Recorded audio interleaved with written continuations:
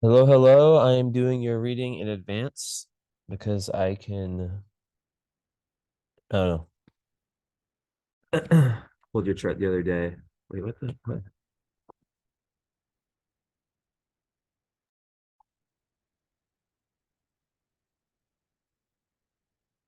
Check this.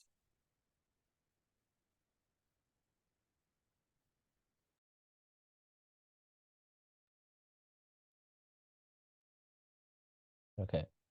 Check, check, check.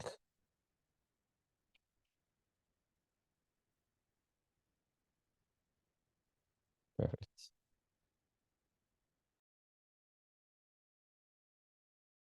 One. I have like one of the plugs in my computer where I have to have like my microphone thing at an angle. So I have to like put this, I can show you. You see, it has to like be like tilted up or else it doesn't work.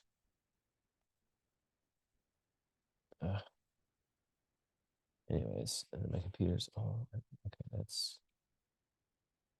that's good. Timer.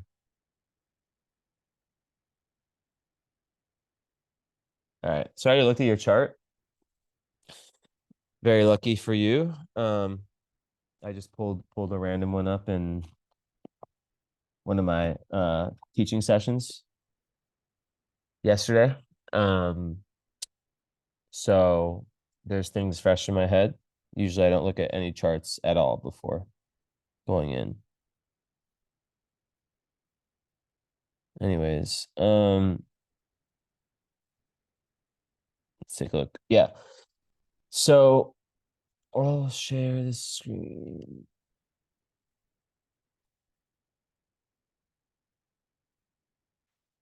So yeah, it's quite interesting. Quite interesting. All that Pisces energy. Um, I'll say this now. Most people after this, you already had the follow-up. Um, most people add the current astrology, so it's a 3 hour session instead of a 1 hour session. And I highly suggest you do. And I'm not saying that in a way that's like you're fucked. I would never say that. But it's important that you know about at least like, and I'm just looking at like the basics of your chart. Like Uranus has been on your ascendant. That's been happening, but it's still very much, going on. But most importantly, Neptune is squaring your moon by transit. This is a big time one in actually not, excuse me, it's conjuncting, not yeah, it's like right on your moon. So yeah, that's a different type of astrology. That's why I break them up into two different readings. But let me know if you want to do that. I'll give you a big discount. And yeah, so yeah. But anyways, so this is your natal chart. This never changes. This is, you know, you can watch this in 10 years and 20 years and it's there, right? So obviously there's a ton of Pisces energy, sun and moon, meaning you're born um not, less a little 14. Yeah, like 2 days after yeah, around 2 days after a new moon in Pisces. And it's in the 11th house. You got Mercury there too, retrograde, and Jupiter conjunct Moon, which is an amazing placement. So, one of the big things for you karmically is about boundaries. Um, in past lives, you well, there's a lot, right? But basically, you're trying to get to a point in this life. One of the core missions for you is standing in your own power, right? It's standing in your own power. And this can be a bit difficult because you lack fire energy. You lack in your chart air and fire. Although with air, you have your south node there. So a lot of times that kind of I've seen that tends to mean that the person has somewhat mastered that energy in a way, but that's, not always the case. So I'll explain. When you lack fire, fire is the energy of just action, right? Of just being able to kind of get up and do something and have assertiveness, have that to start.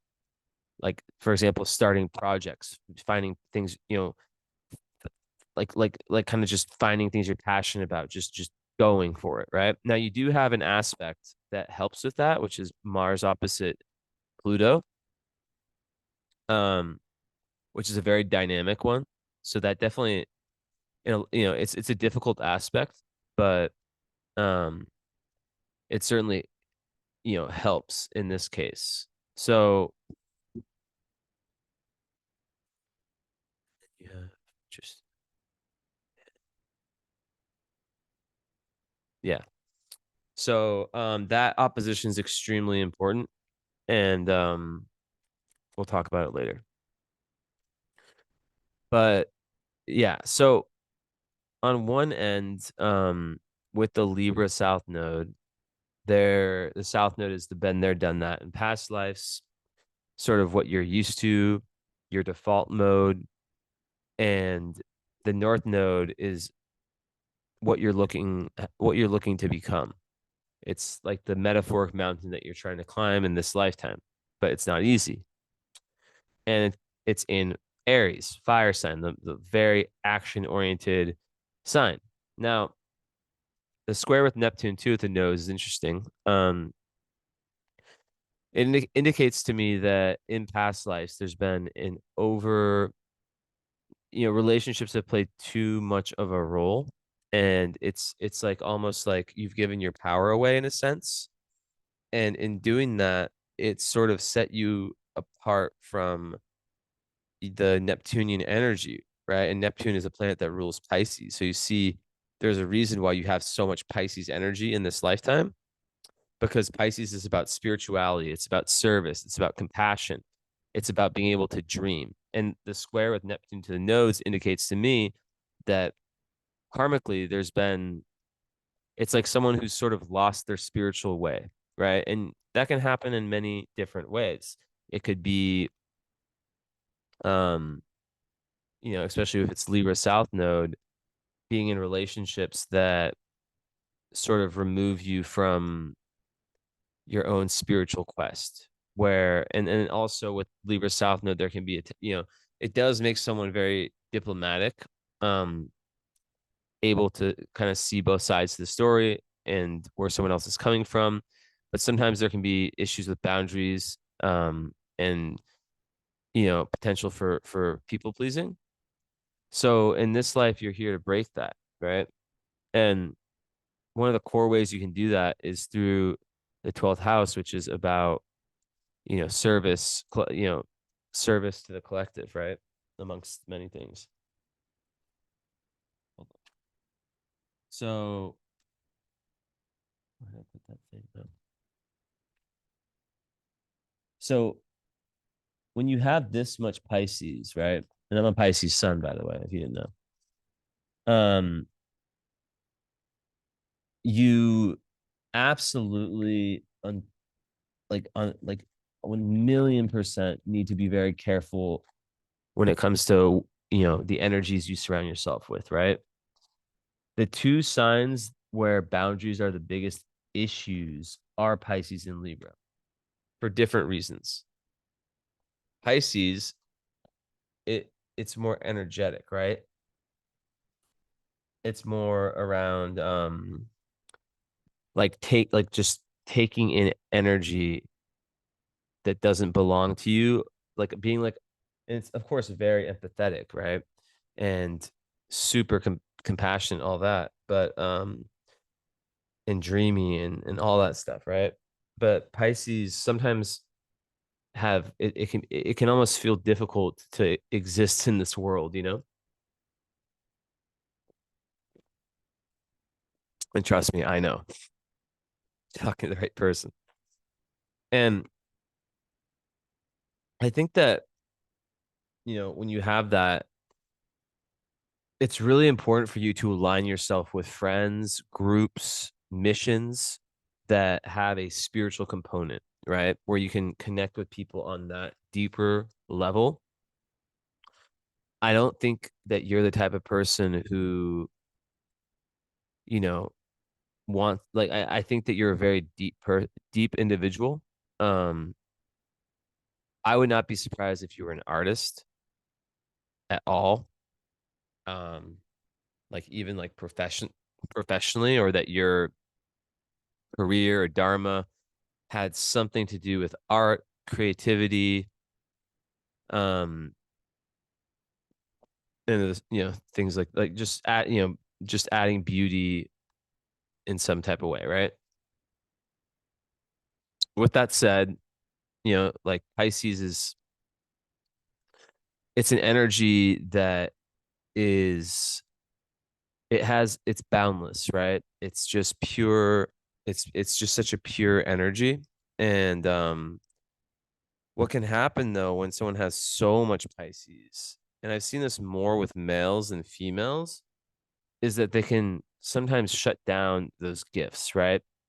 Now, in particular, you have Mercury in Pisces retrograde, which is unbelievably abstract, creative, so right-brained, right? Seeing the world through this beautiful lens of all that's possible, and like being able to sense the magic in the world. And when I see your sun square Chiron, and your moon square Uranus, and then your Chiron's in Gemini, it makes me think that at a young age, in some way, you had your there was something that may have happened, maybe some messages from, it could be family or just the environment in general, that made you kind of doubt yourself in a way. And I've seen this with so many of my clients, right? Where it's like they have this very, very, this, especially your Mercury, it's well aspected too, right? Um, but it would make you just extremely creative, and see, and be able to sense, potentially psychic, right? Highly, yeah, so intuitive. Um, but it might not have aligned so well with the very, let's say, Capricornian school system, the rigidity, right? Now, that's not to say that you were a bad student. And, a lot of times these retrograde Mercuries are so intelligent. Um, but when you think in a way that is different than the mainstream, um, especially when young, you don't have the, I guess, experience to kind of put words to what you're feeling, what you're sensing, and what you're, everything around you. It can be very easy to get shut down, and then from that to start to shut, like, think, okay, maybe there's something faulty with my thinking, right? Maybe there's something faulty with, with what I'm saying, and the way I'm thinking. So part of the journey is to create a life for yourself where, where you're really, building that confidence, right? And it's interesting because I could see it being the case that that maybe because, well, Neptune's in the ninth, so I wouldn't think that you would be someone like, if you had like religion pushed on you, like organized religion. I couldn't really see you just like believing things without having that proof, right? And the Neptune ninth, a lot of times they really want to find this perfect belief system, but it's more based on a spiritual um belief system than something that's just fed to them, which is great, right? So someone who thinks outside the box.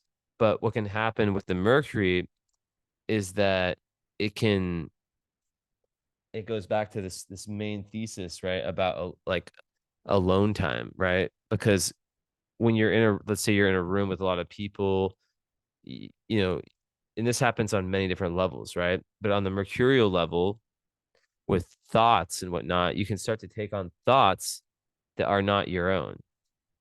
And I always tell people with placements like this, after periods of being around a lot of people, go on your own, figure out what your base level is, right? And then you can kind of see, okay, what am I taking on that's mine? What am I taking on that's not mine?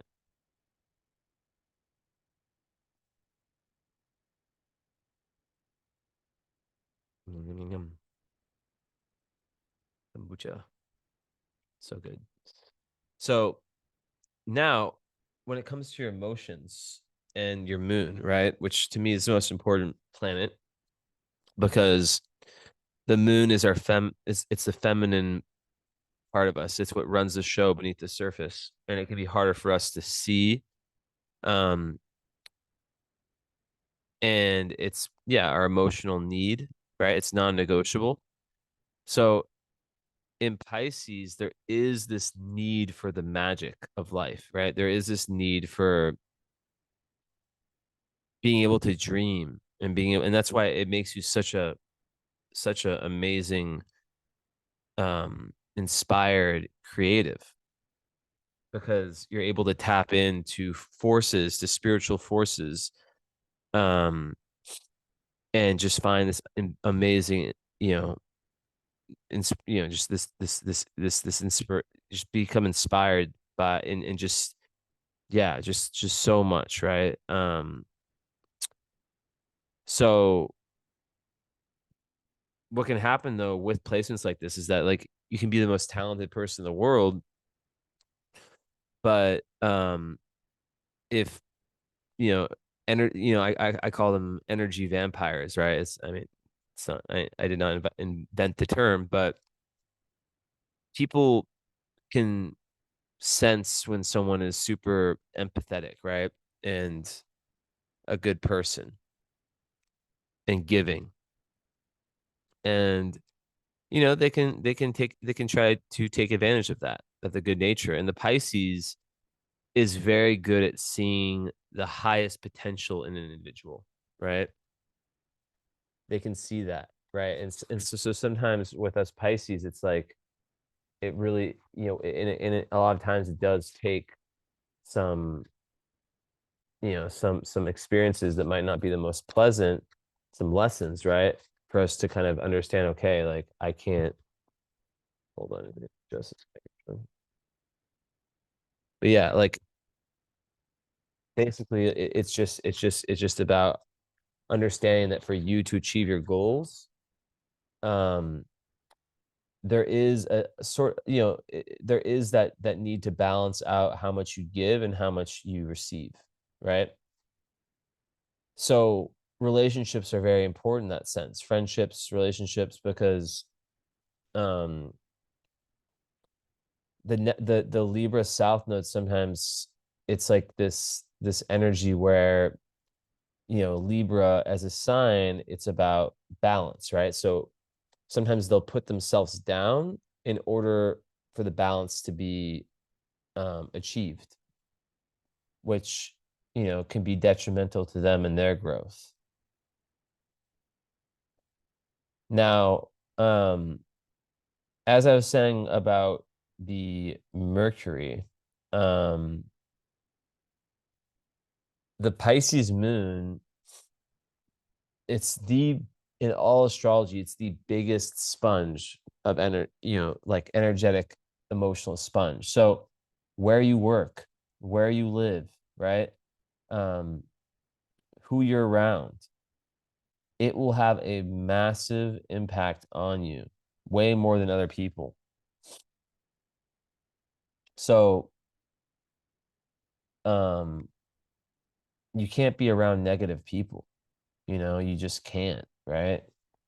And the big thing is that if you've been taught, or if the conditioning has pushed you to be more in your logical side of your brain. It's about coming back and realizing that your gift, one of your gifts, is this amazing intuition. I made a video about this the other day, and the sensitivity and this ability to tap into the collective unconscious and tap into someone's energy. And, these are things that we, as humans, we have, but some have more than others. And it's like a muscle, right? Um, it's like a muscle that if you work it out, it gets stronger. But also, if you have your life set up in a way where there's a certain lightness to it, right? Meaning that there's space for new people, for new situations, for new circumstances, new chapters to come in, it's a lot better. Because as a mutable sign, Pisces wants to flow, right? But it's the symbol of the two fish. One, in the constellation, it's one fish is looking towards heaven, one is looking more towards, kind of, looking straight and swimming different directions. So it really speaks to how Pisces, there's, this need to have one foot in the metaphysical and one foot in the physical. So whenever I see someone who has a lot of planets in one sign, I tell them you have to look to the opposite sign for healing and find a balance in that axis. So in this case, that is Virgo. And Virgo, you might not have any planets there, but Pisces Virgo, like I said, it's an axis. So it is the same energy, but an opposite manifestation. And Virgo is a very practical sign. I don't know what your experiences are with Virgos, but they think about all the details. But Virgo needs Pisces and Pisces needs Virgo. And it's about finding a balance between the two. If someone is too Pisces, right, they might just lack self-belief. That's a big thing for Pisces, right? Is like, especially with the square to Chiron, that usually is a father wound. Although I've sort of abandoned trying to call the sun the father and the moon the mother, just based on my experiences with people. But you know, it is a wound in a sense around, and it probably comes because in Gemini from something related to communication, thinking, like I was talking about before. But it's a wound, yeah, around that, right? And so with Virgo, it is overly Virgo is someone who, like, too much Virgo or it's unhealthy, is someone who's like too perfectionist, too pessimistic, always worrying. Like, I always say there's a million reasons every day that someone could worry, right? I actually have a really good example from my life about this, with my trip to Colombia coming up. And I'll explain in a sec. But at the same, so that's too much Virgo. Too much Pisces is just like, oh yeah, everything's gonna work out. The universe got my back. I don't have to worry. Um, and also giving up on themselves. And they have, like Pisces is a dreamer, right? So it can have these amazing dreams. Let's say, like, has this amazing idea for a screenplay. I don't know. But then Virgo, like I said, is the day to day. It's understanding that, okay, to make this dream come true of writing the screenplay and making it something that actually happens, that actually manifests. I can't just think, like I can't just only dream about it. I have to have self-belief, and I have to understand that there's a very practical step-by-step basis to get that done. Now, also, as it relates to service, both of these signs are very service oriented, and Virgo is just a lot more about the routines in our life, right? For example, on a spiritual journey, you know, you have 10 out of 10 potential when it comes to that, right? Virgo would be like, okay, in order to maximize that, I need to meditate every day for this amount of time, which, and it's obviously not about being perfectionist and getting down on yourself when you don't. But you know, like trying to create structures or to get to your goals, right?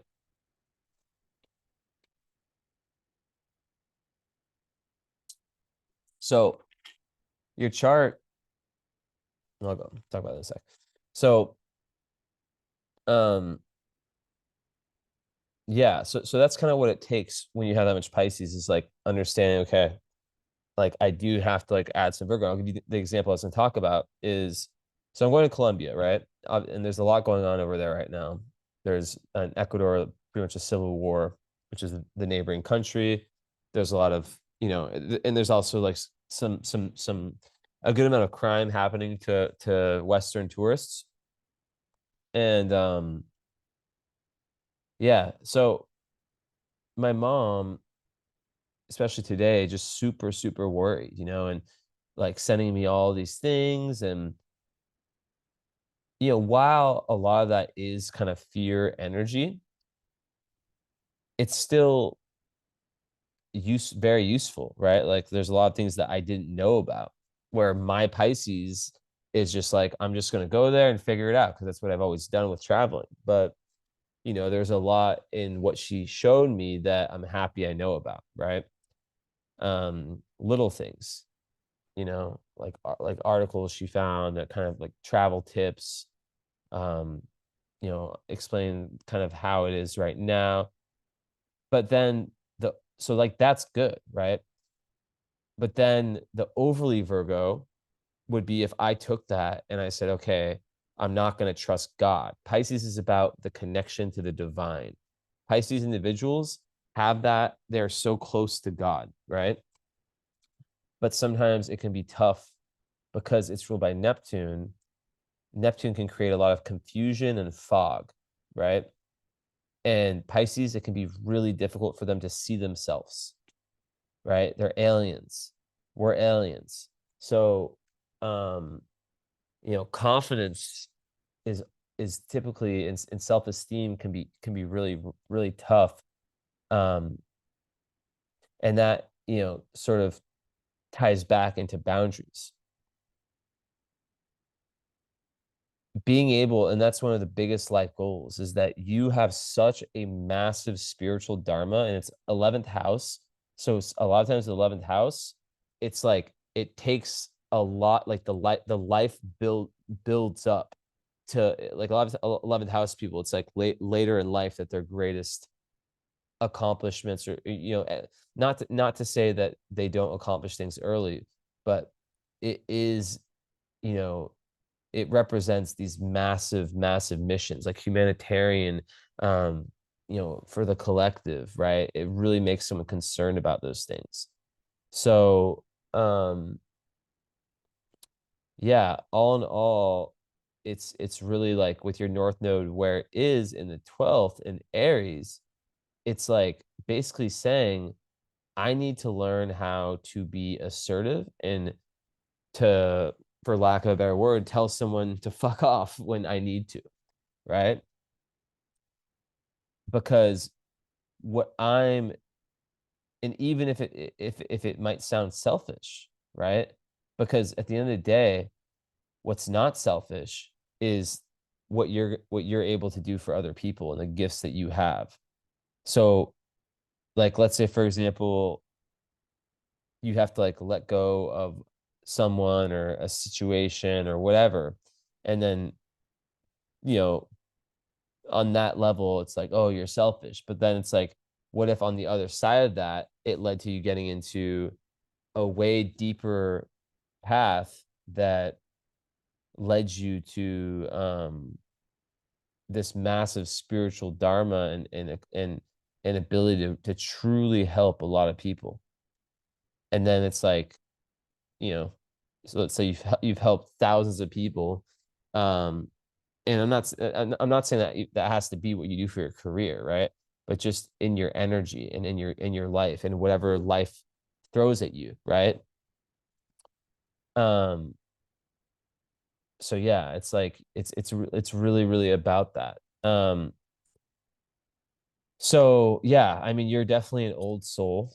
Um, and just navigating everyday life it's a challenge, working a job, for example, that's kind of monotonous and the same thing over and over that lacks that magic, that can be really difficult. And I think it's important to understand that the metaphysical value of what you do, that's what God is looking at, right? God is not looking at money and these types of things, obviously, right?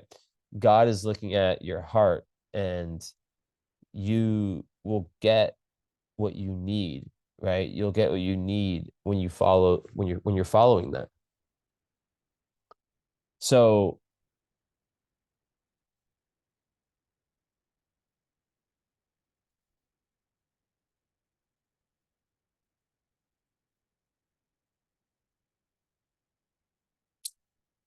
part of that struggle though is indecisiveness, right? That's another thing that Libra South nodes, Aries North nodes have to learn, is being decisive, right?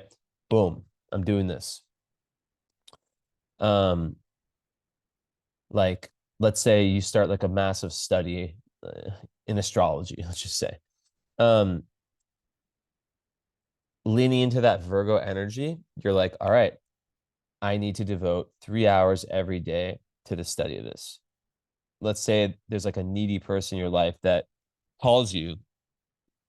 And of course, there's times where you have to drop what you're doing to help someone who's really, really in need, right? But let's say, it's like interfering with what you're doing. In that case, it would be around being able to just be very straight up and just say, look, like this is what I'm doing, and I'll get back to you when I get back to you. And then really, really being able to look at those friendships or those relationships and determine, is this something that's good for me, right? And it's almost like a businessman, businesswoman type energy when it comes to your own purpose, right? So the day to day for you, with Pisces moons, it can really, really be up and down. Um, and also there can be sometimes an over idealism. Well, it's funny. It's interesting, right? With Pisces, it's like I see this in myself a lot. It's like it's like really about, it's good that you have Earth in your chart, right? Because that will give you some level of balance. Um, but it's like it can go from like being over idealistic, oh, this is for sure gonna work out, right? To like under idealistic, like pessimistic, right?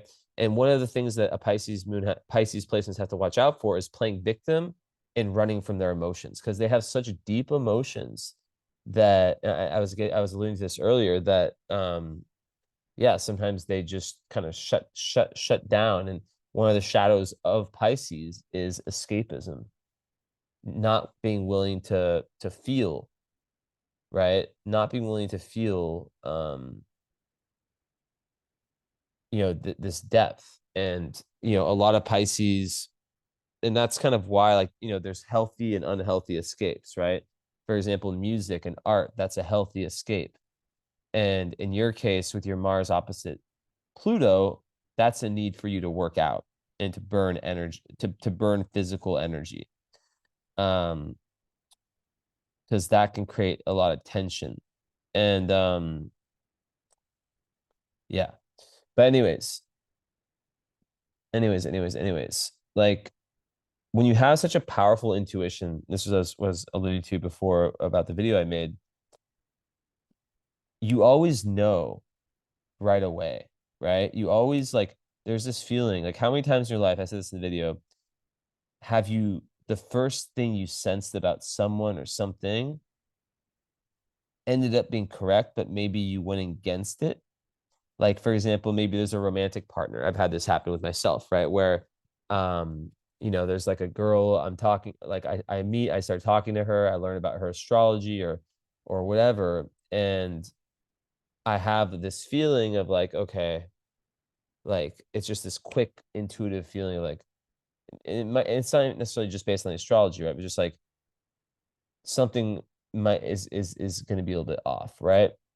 And you feel that really quickly, but then you go against it because you're like, oh, I'm not just gonna let the astrology or this, this intuitive, I'm gonna explore it, right? And then you explore it, and then you end up being correct. Your original intuitive gut feeling was correct. So part of the process is about feeling into that, feeling into your body. Meditation for Pisces is not even negotiable. Like it is a waste to have this much Pisces and to not be doing things like dream journaling, um, meditating, um, anything like, like studying esoteric spiritual topics, right? Because you have such a talent in that, right? That it's just going to come so much easier to you than others. And it really makes you this built-in lie detector slash um just it makes you really good at judging people's characters. But this is the thing, is that that also comes with work and getting past one's own potential projections, right? Because yeah, so it's like really it's really just this continued practice of introspection, which having your Mercury retrograde makes you very introspective. Um, but then also having the courage to speak up, right? And that's part of your Aries North Node is to speak up and have your own back when you need to, and not be concerned with being the bad guy or bad girl sometimes. When only God can judge you, right? So um I always tell people with Pisces placements, I already kind of said it, like get really good at understanding, like let's say you alone in your own little zone, right? And like a Pisces, like the home life is very important to have like a nice nest. um Figure out, it's about figuring out like what does this energy feel like when it's just me, like think about -10, 0, and 10. Let's say 0 is your state, right? 10, and I'm not saying that in the sense of your regular state being a 0 out of 10. I'm just saying you have it here. This is the middle, right? This is you when you're in that zone. So you spend time with this person, and then you get back to and you're feeling a certain way, and then you get back to your own little zone, and then you meditate, or you feel, and you kind of start to feel the energy internally, and then you can know based on that the effect that this person is having on you, right? Or this workspace, or this whatever, right? This city, this um friend, whatever. So yeah, just really, really rich inner life, and a need to kind of um a need to really not demonize the fact that you need more alone time than other people, right? So and the fact that you'll be a lot more sensitive and emotional than the typical person.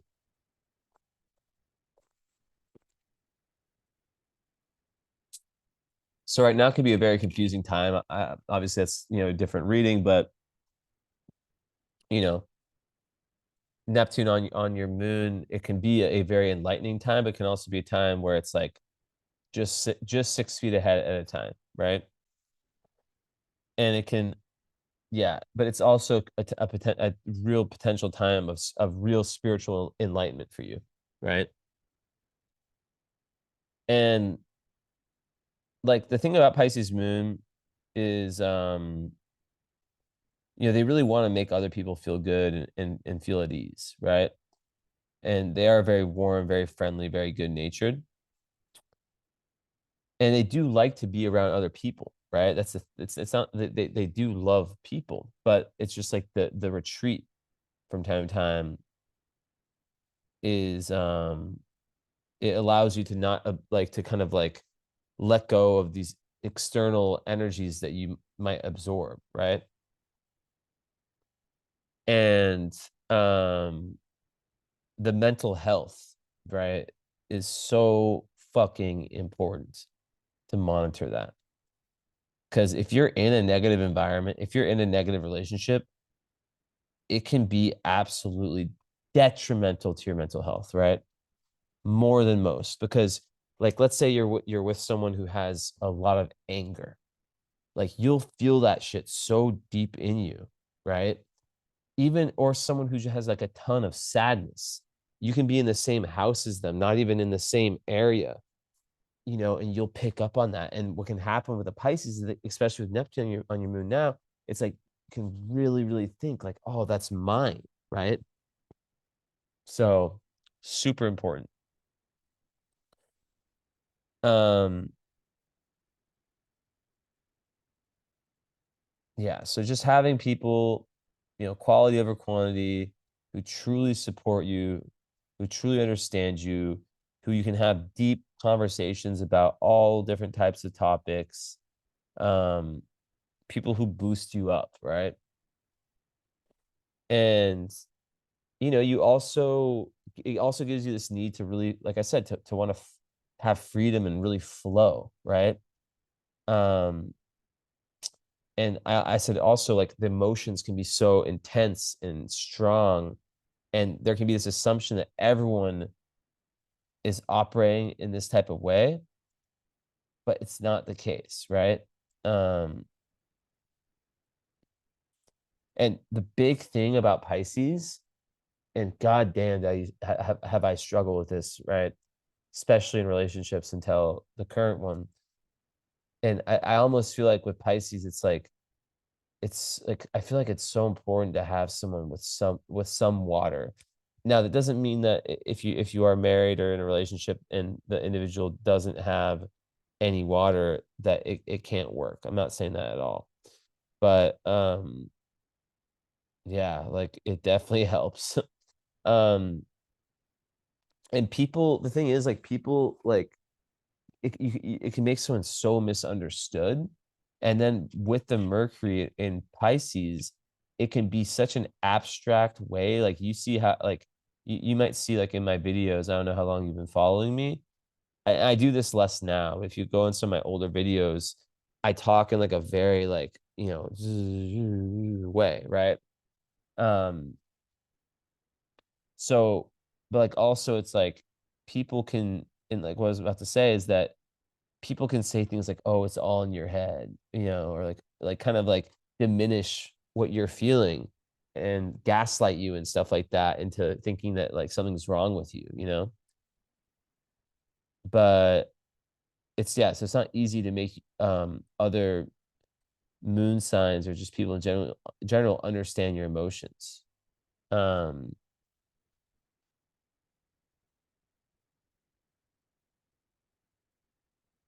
there can also be abandonment, like this feeling, perceived feeling of being abandoned with Pisces moons,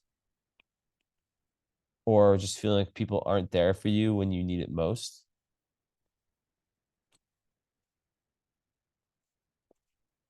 And overall, especially like in really like rough energetic times, it can just feel like so much. And that's where the escapism comes in. Um, so then it's like, okay, how do I strategize based off of this to create a life for myself where I don't have to stress as much?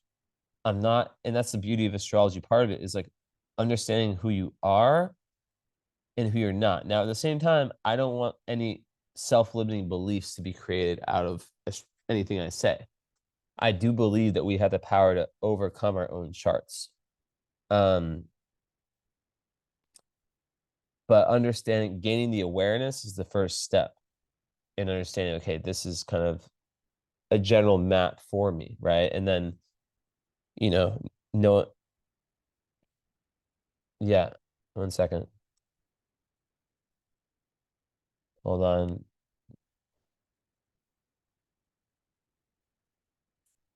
Sorry, YouTube just started randomly playing on my computer. Um, so yeah, just like this overwhelmed feeling is so common with Pisces moons. And just yeah, like no, like feeling like no one understands them. And yeah, and then like the Mercury can, yeah, just make it difficult to have these like it can make someone like so good at the high level abstract spiritual types of conversations, like where you can speak through metaphors, through colors.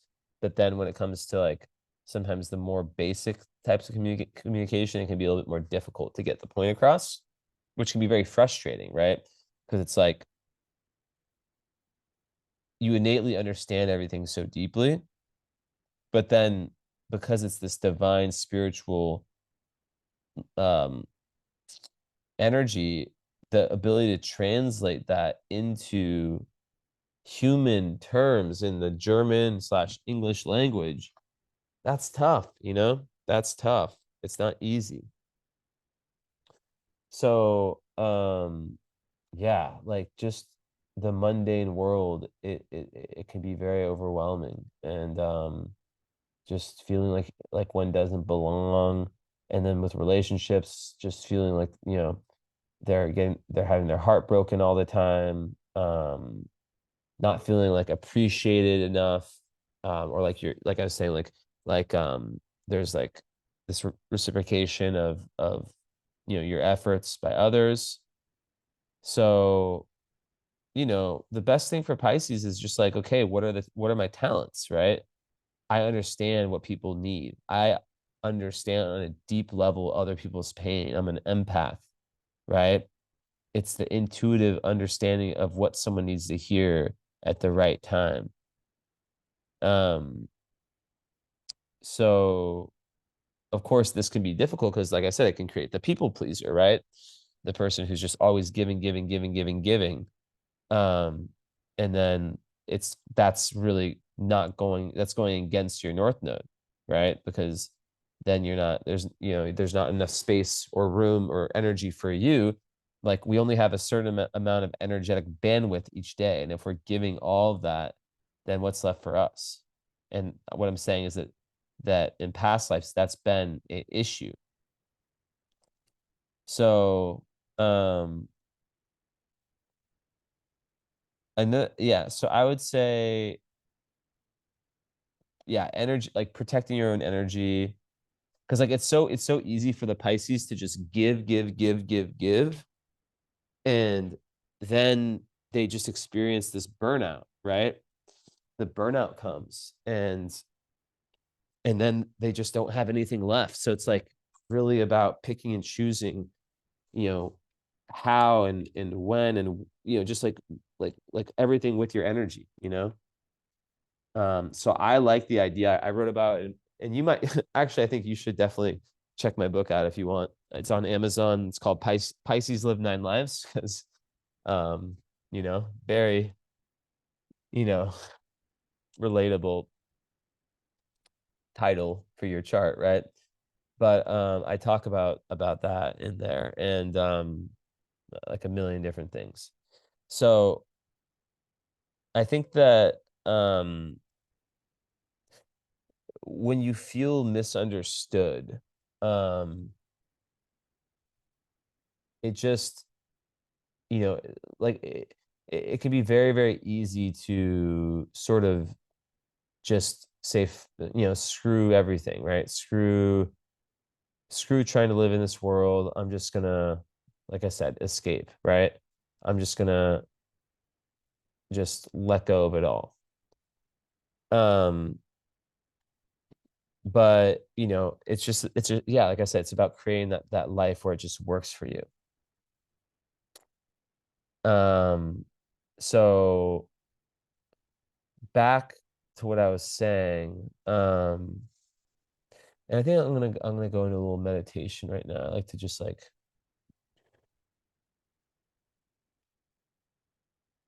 hold on.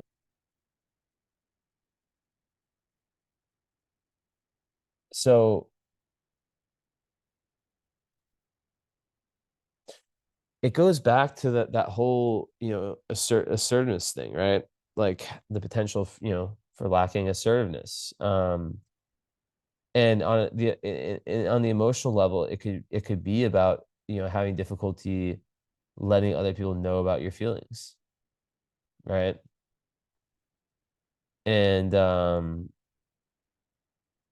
learning, like that's like I said, one of the biggest missions is learning to stand up for yourself. And like I said, I like to repeat things that are very, very important, right? So just, yeah, prioritizing your own needs over the needs of others, right? When you have to, or at least balancing it. Now, another thing Pisces can struggle with is codependency, um, in relationships, right? It's a very romantic moon sign, and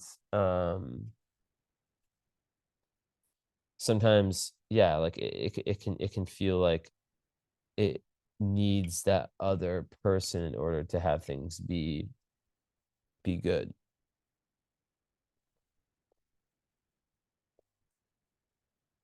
So, and that's another thing about the North Node Aries and Pisces is, like, it can be really difficult for Pisces to feel that worthiness and accept, accept. Like that's a talent, being able to accept gifts from others, like not physical gifts, but just accept, right? Sometimes also, like, people with a lot of Pisces might, like, be super talented, and I'm definitely like this for sure, but I do it on purpose. Um, and undercharge for what they, for what they're providing, right? So, yeah, I would say one of the strengths of Pisces is just the adaptability. It's like a chameleon energy where they can almost shapeshift and sort of change themselves, not in a fake way, but in a way where they can kind of change themselves to align with the environment they're in. And so they're very good with changes. And that your moon is square Uranus. I'm gonna just turn this back on. Yeah, so your moon is square Uranus.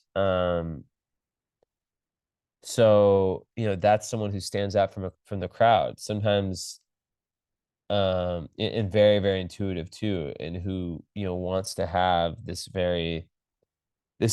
alternative life, this life that's very true to them. Um, mm, I would say also with that square, yeah, like a lot of people I know with that, the parents are either divorced, or they had to move around a lot as a kid, or just like get used to change, or they experienced their mother as quite emotionally erratic, um, unpredictable almost.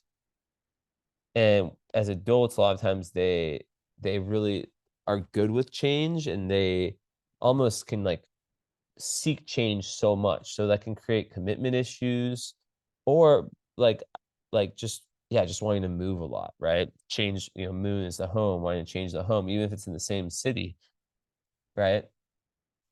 Which isn't a bad thing. But I would say, like, the shadow of that aspect is like a little bit of stubbornness, and like this desire to stand out from the crowd so much that it's like always doing the thing that's rebellious, even if that thing that's rebellious isn't the right thing, right? So also on a psychological level, it can create a lot of rapid mood swings, right? With this almost like compulsive need for stimulation, stimulation, stimulation, right?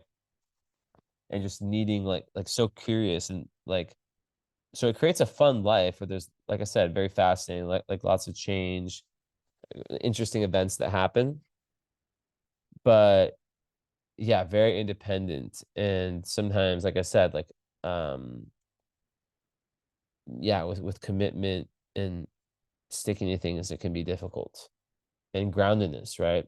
So it kind of goes back to that meditation, and having grounding in your life, and how important. like you handling your energetic, like I made a video about this not too long ago about just the importance of just like thinking about, I don't know how your day-to-day life is, right? But for example, thinking about how, like, okay, what do I need to do each day to get my energy right? For me, for example, it's running, right? I mean, I can't do it every day or my legs break, but um, it could be yoga, meditation, stuff like that, right? The diet, the sleep. Um, but yeah, you definitely stand out from the crowd, and I think a big part of this is just accepting that and learning that the greatest gifts for you come when you're able to accept that I'm different and I don't give a shit what people think of me.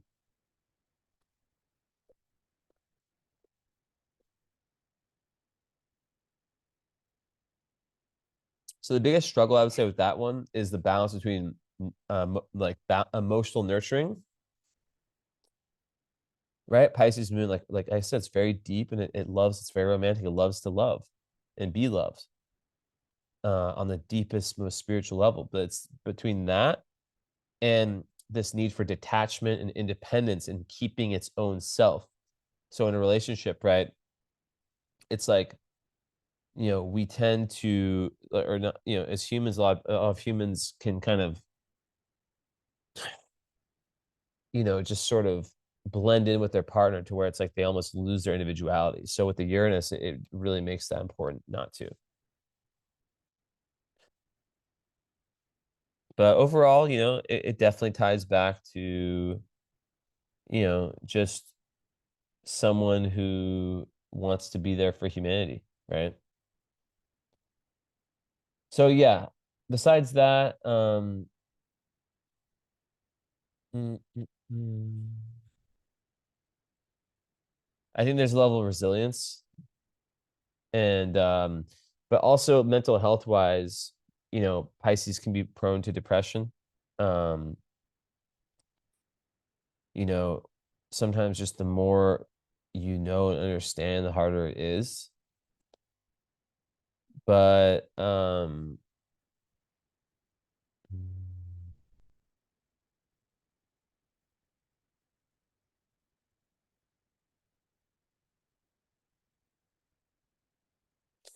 yeah, it's just like yeah, just really like listening to yourself, right? Not letting other people sway you, not letting like understanding like I know better. Like, yes, it's good to like, have certain people that you trust. Um, but you know, yeah. So also, yeah, because on that point too, there is a certain level of like like Pisces, especially early in life, they can be a little bit gullible. Because they're so pure. Like I said, it's like the assumption that other people are like them, and they can be impressionable, right? But then they learn like, oh, not everyone has good intentions, right?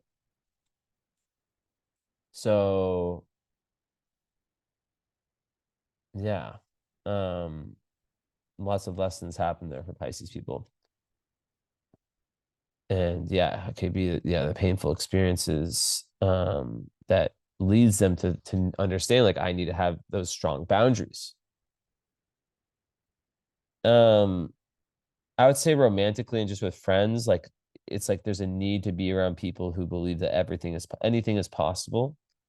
Like that boundless energy, the imagination, like it can't be shut down. If it's shut down, like it's horrible, right? So you need to feel like, and I think also just like having a partner who feels like a metaphoric home to you, right?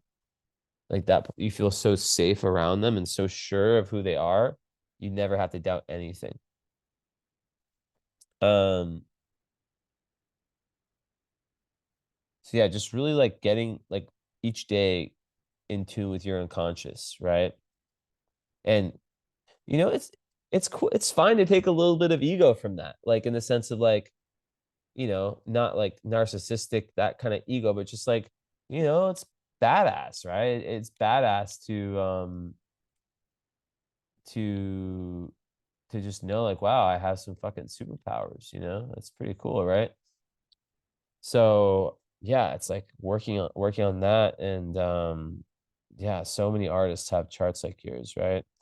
It's this boundless creativity. And with Venus on the midheaven, it could be someone who, yeah, who's seen by others, the public, as an artist. Also seen as very uh beautiful and very elegant and harmonious, right? So if it's not as an artist, it's someone who's very good at appreciating the arts, right? Music, theater, whatever, right?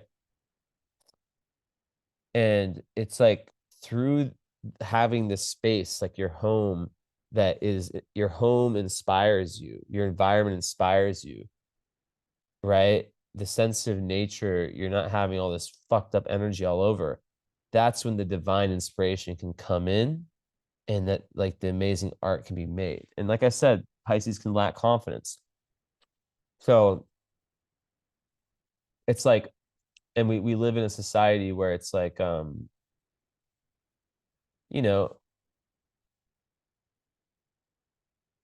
it's like really trying to prove that what am I saying? It's almost like it's really easy to get caught in the trap of like, okay, what's like is it worth me doing this or creating this? Um, unless it gets a million views or a bunch of views. No. And another great thing about Pisces is that these things, oh shit, why is this not turned on? It's supposed to charge my phone.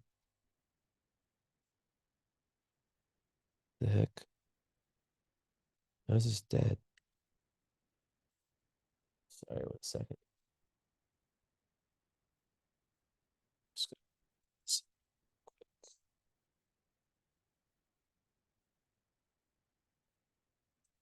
But yeah,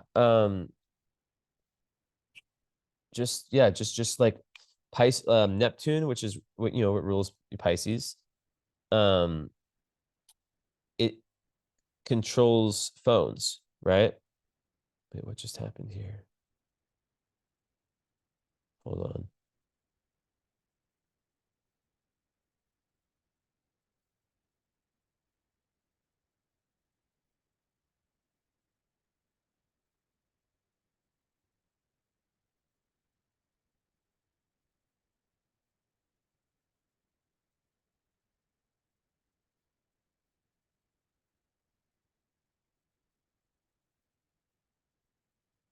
Yeah, so it controls phones, or screens. So by being able to film yourself, right? It could just be like you making like a little vlog, right? You making like I always tell this, and I swear to God, the results have been amazing for people. I always get such good feedback about this. Um, you know how like I make like videos on IG? Like a lot of times I make videos um that I don't even post, right? But if I'm making one that is, I think, helpful to others, I'll post it, right? And I kind of know after within a few minutes, okay, this is something that's gonna work, right? Or not work. This is something that is going to be helpful for others. Um, so the whole point is that that process itself, there's healing in that, right?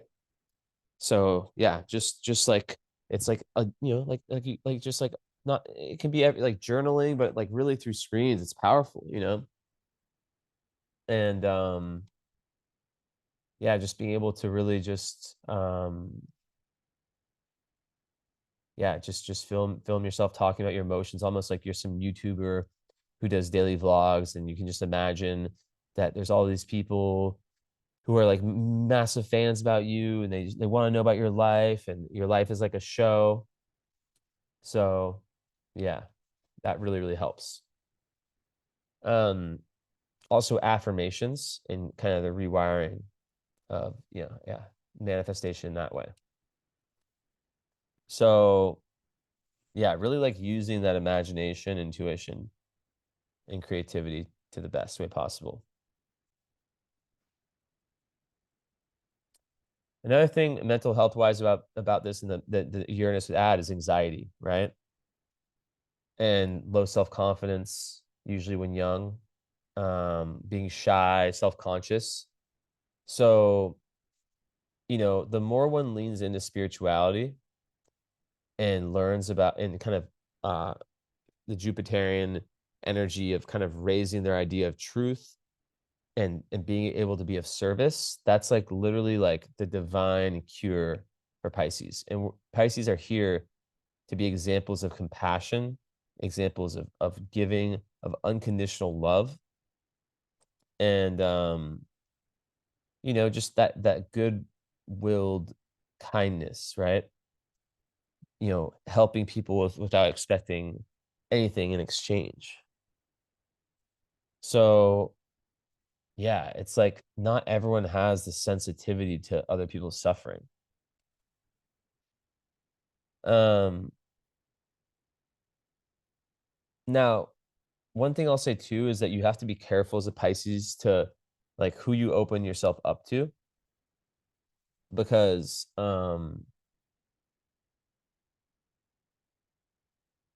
mm, yeah, I guess what can happen is that um like Pisces have to watch out for being manipulated, right? Um so yeah, so it's just like really, really, really important to kind of not show your cards to everyone, right?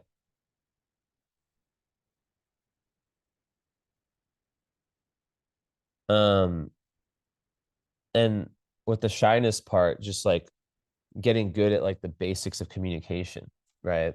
And that's like the lack of air, getting good at just like the basics of language and just like being able to communicate your emotions and be in touch with them and communicate how you feel, right? So, yeah. Um, I would say, yeah, like with with the stress, yeah, like I said, it's just the potential for like using coping mechanisms, escapism to deal with the stress, right? Um,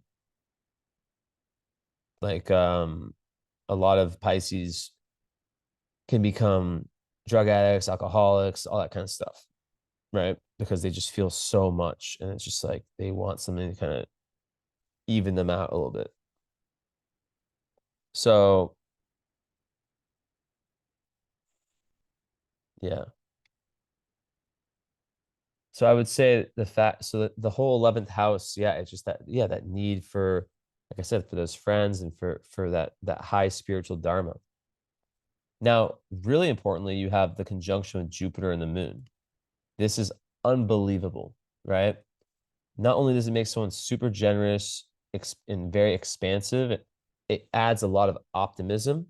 So it will definitely help with some of the mental health stuff I said. I've seen charts where this aspect has literally saved people, right?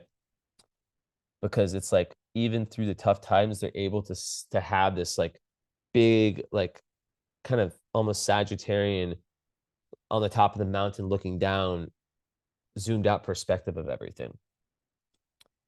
And kind of glass is half full energy. And it makes them really want to learn, teach, all that stuff. Um, mm,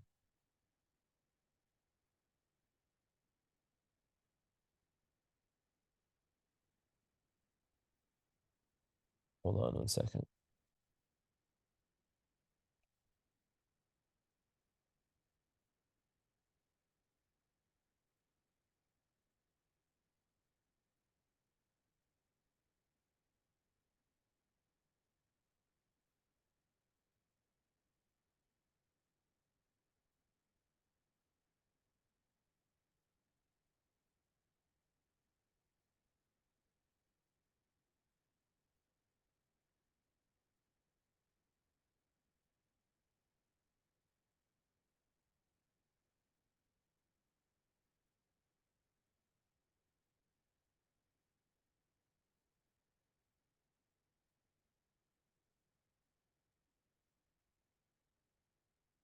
Okay. So yeah, that's really good. And yeah, so then being a Taurus rising, that is someone who, makes Venus rule your chart, Venus in Capricorn. They're people who are dependable and are seen. They usually have good sense of humors in my experience. And they're usually quite self-reliant. Um, and it actually gives a lot of stability and structure and reliability. So it's like it really does help out that Pisces that can be all over the place to kind of um, take a kind of slow and steady approach to achieving whatever success they want. They usually don't like to be hurried. And usually when they commit to something, they get there, right? So, that's obviously a good thing. Um,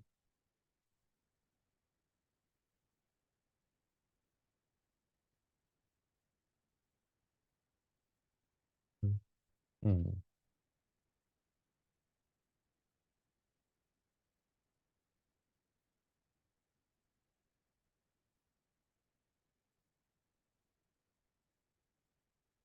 And then yeah, having Mars there. So with your Mars is in the 12th and Placidus, that is someone who can really, really benefit. Like they can sometimes it can make someone self-sabotage a little bit. Um, so it just speaks to the importance of having what am I saying? Of having a life that's moved towards service, right? Um, so yeah, it's opposite Pluto too, right? So it can kind of make someone feel a little bit locked up where there can be like, yeah, difficulty with like expressing their feelings of anger. And because it's in Taurus, it can be like slow to anger, but then with the opposite in Pluto, there can be explosions, right? A lot of times people with this, their parents taught them to suppress their anger, like it was like unacceptable. So it's like learning to kind of, I'm not saying you're an angry person, right? But just being able to, like, once again, North Node Aries, assert oneself in a way that you're using the high energy of the Libra South Node, which is the diplomacy, the ability to know how you're coming off to others and understand like how to put yourself in other people's shoes, but then also not people please. Um, so yeah, like I said, just all about selfless service. Um, and learning to stand up for yourself, right? Um, and learning to, yeah, to communicate in that very direct and assertive way. Um, it gets a lot easier with time. But one thing with 12th house Mars is it can sometimes lack that motivation, right? And that feeling that like they have to really dig deep with that willpower, which is why it's so important to have that thing that you're doing that really reflects you and your deepest true desires, right? Whether that's helping people or whatever. Um, because it can make someone like kind of go back and forth and like if they're like living like a kind of monotonous life, like they can kind of sometimes lack that vision of like what they want, what their goals are. They can be very hidden, right? Um, so yeah, like I said, like whatever you're truly enthusiastic about, what really burns your fire on a heart level, soul level, that you can wake up to and be excited about or just passionate about, which I would imagine has something to do with Piscean energy that I've talked about. That's where it's at. Um, So yeah, the thing with physical exercise is a lot of people with this can sometimes have issues with their body, and um it's just, yeah, and sometimes, yeah, can the willpower to go and like do those things, that the day-to-day things can be difficult. But yeah, I think the Pluto opposition might help in this. Can be very violent, very fiery, but yeah. um but once again, this is another indication of very strong intuition, right? Really like a drive towards that spiritual life, helping others. um but yeah, like just not hiding your desires, right? That's what's important. And there's also this real deep urge to understand how the human psyche works, right? How the soul works, the collective unconscious, all that stuff, right? So psychology is something that would be very interesting for you, something along those lines, right? Coaching, like working with other people in that way. But once again, this is another placement of someone who needs a lot of solitude, alone time, getting rid of the energies of others, right? So it could even be like, helpful to live somewhere that's kind of, I don't know, like I'm not saying like the big city life is impossible, right? But somewhere where you can recharge and be close to nature. And yeah, with the Pisces, it's really helpful to be close to water. But yeah, when you do feel like your will is aligned with your higher self, that's when the energy comes and things are dynamic and you're moving into that north node. So yeah.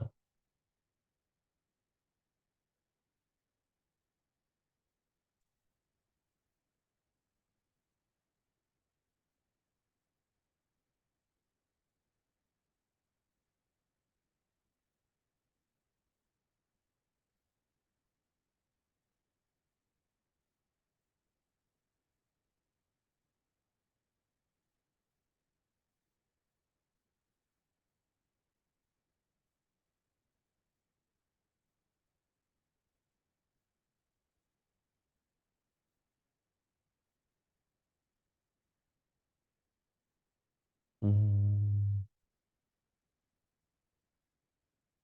yeah. So just, yeah, the expression of being, yeah, being able to, yeah. The book, it's called Nonviolent Communication. I read that in psychology school. Really, really great one to read. Um, yeah, you're like a natural healer, like 1,000%.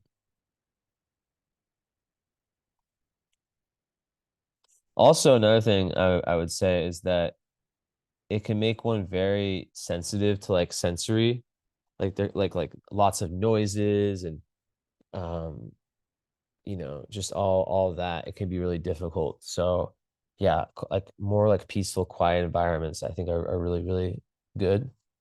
Um, so yeah, so let's see. So okay, so with love, obviously a Pisces moon needs to feel super secure, to be able to feel like they can express their deepest emotions, and like not and have a partner that just gets them, like where they don't have to explain. You know what I mean? Like you don't have to like explain like, oh, I'm feeling this. Like someone who just kind of gets it and isn't, you know what I mean? Not trying like trying to fix you. And it's not the right word. Like not trying to like, how like sometimes you tell like when you're not doing well, you tell people like, oh, this is wrong, like I'm feeling like this or whatever, and they start giving you all these solutions, but it's like it's not helpful at all. And then you in your head you're just like, okay, I'm not going to open up to this person again because it's just like not helping at all.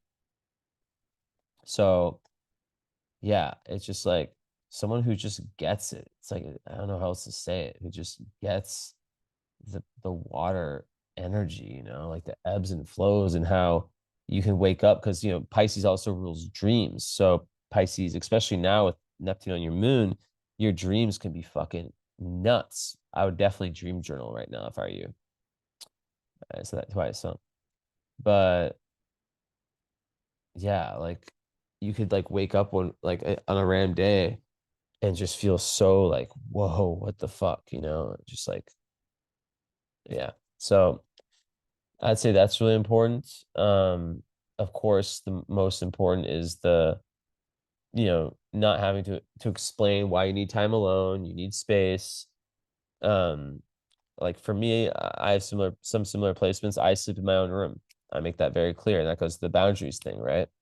So just really understand like this is what I need, and there's certain things that are non-negotiable. Um,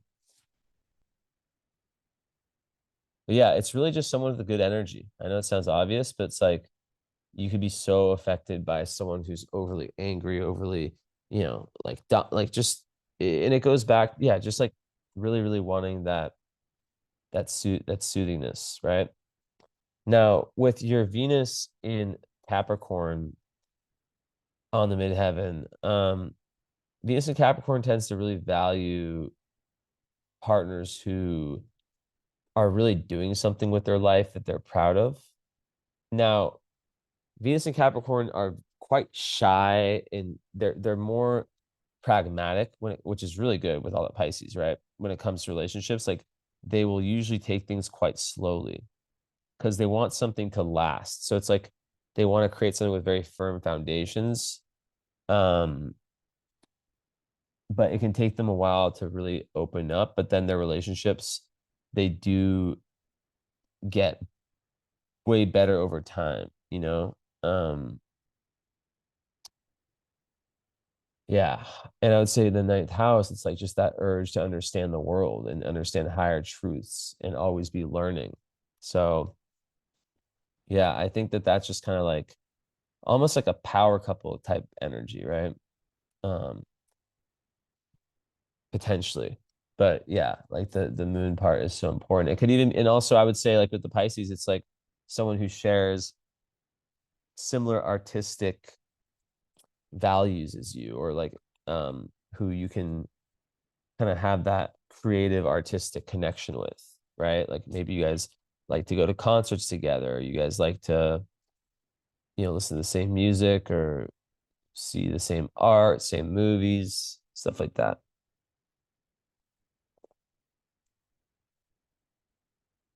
And overall, just someone who understands you, and if not understands, who aims to understand, like who might not be able to fully like completely understand, but how do I say this?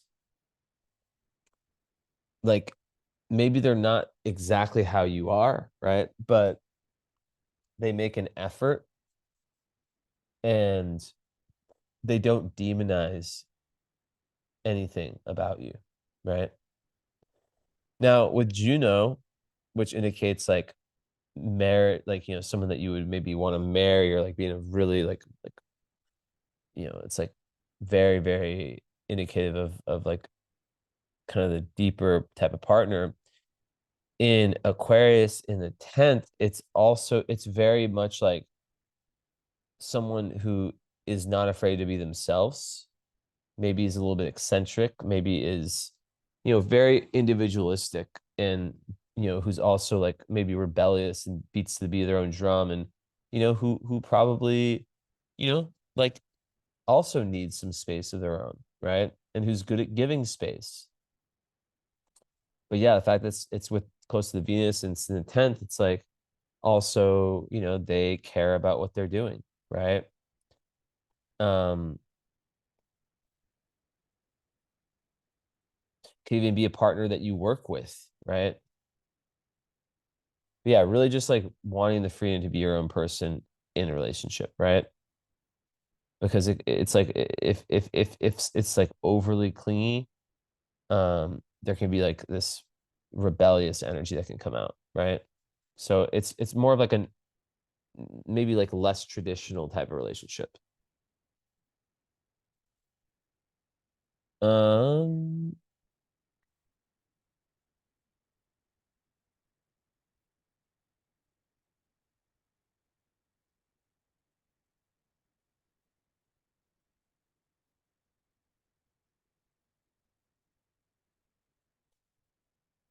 Yeah, so it's interesting with the Mercury and Sun conjunction combust. It's like sometimes, you know, sometimes people with that can like lack, like it's just important, and you have it in Pisces, so it obviously helps, but just like yeah, not being overly dogmatic and um, you know, and you have so many things that counteract that. But sometimes people with that, they aren't very good at like taking other people's insights in. So, but yeah, I don't really see that as a theme in this chart. Um, so interesting with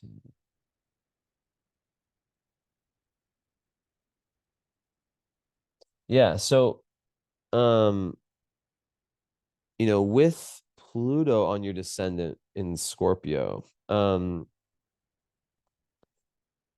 that can create someone who has like quite intense relationships where they might even meet their own shadow within relationships. So that can be like the area of life where deeper awareness is met, right? Um,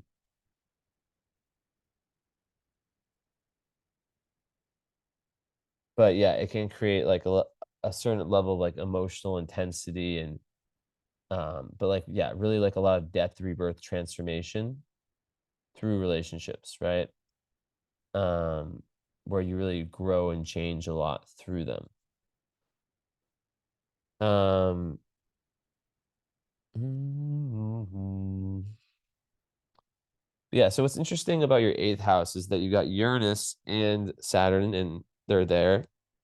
So Saturn in Sag is quite interesting because it, I wouldn't be surprised if, and this could go either way because of all the Pisces, but until like around your Saturn return, right? Like 30, 31-ish, like a lot could have opened up for you around spirituality, esoteric, and just wisdom, even traveling, like really like just your overall philosophies just really opening up. Um Also that can sort of with intimacy, for the first 30, you know, till the Saturn return, it can kind of like make it difficult to, it can make one quite overwhelmed by intimacy and a little bit restricted in their sexual expression. But eighth house Saturn, it's like it really does give this amazing ability to just become very organized and very set and determined when it comes to exploring the esoteric, exploring spirituality and such. Um,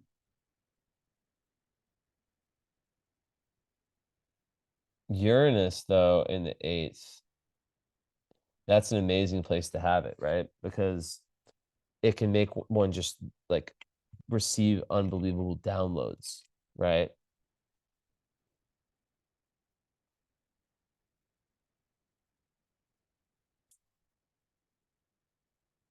So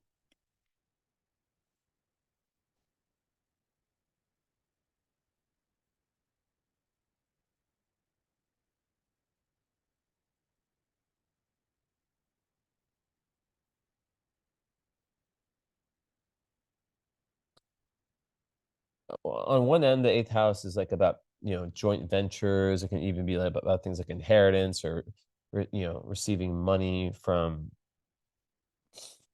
external people. So with Saturn there, it could, block that for the first 30, 31 years. In Uranus, it can just make like a lot of up and down with that, right? But you got to be careful with who you work with, right? If you're in any kind of business like that. And um I would say,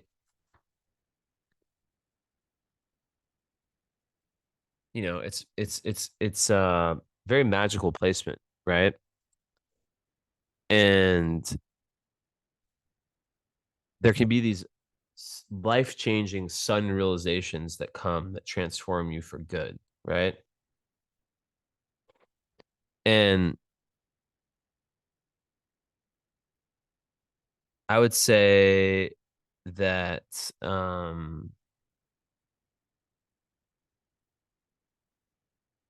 mm, it's like qualities a lot of times that like might have been held back in childhood, like this quirky kind of like road less traveled type energy, right? Um, that can really open up at certain special moments in life. But I think that for occult practices, it's really good. Um, and it makes one quite interested in occult, just you know, the secrets of life, life after death, like that kind of stuff, right? What's really good for astrology, psychology, all that stuff. Um, eighth house is very sexual too, so it can give some unusual sexual desires. Um, but yeah, it's kind of like on that theme I was saying before, like especially when you have that much Pisces, it can make intimacy like so intense, right? So it's like with the Capricorn Venus, it could really just mean like really taking things slow because it can feel really overwhelming and feel like such a risk, right? So it can kind of create sometimes like a more detached, unemotional attitude when it comes to relationships. So it makes like the deep bonding not so easy because of the vulnerability that brings, right? So, um,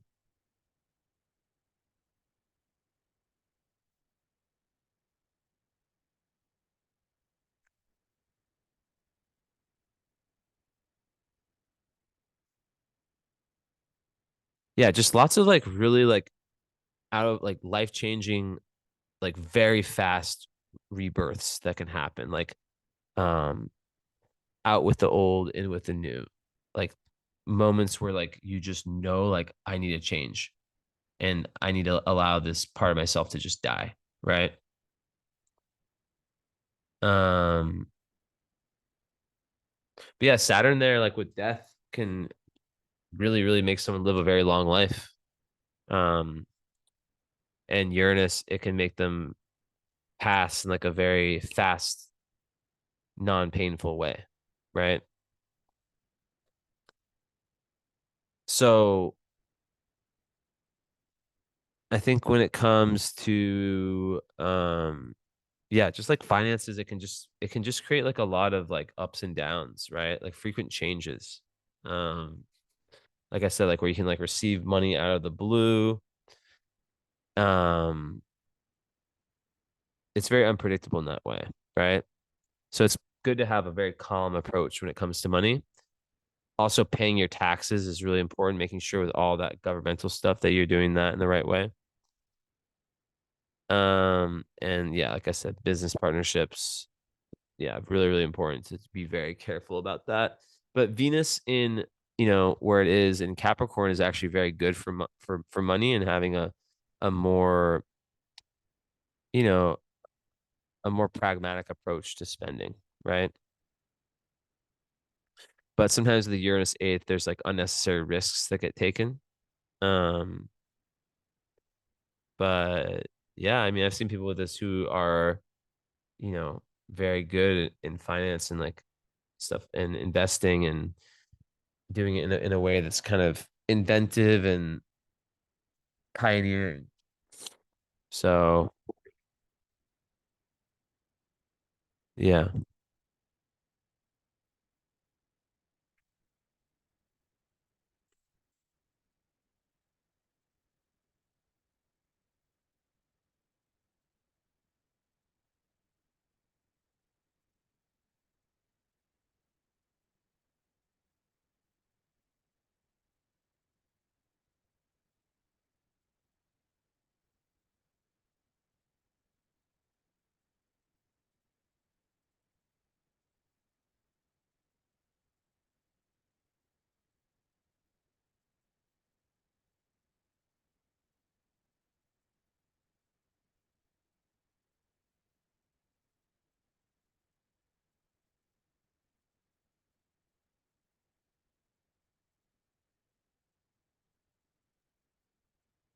Hmm.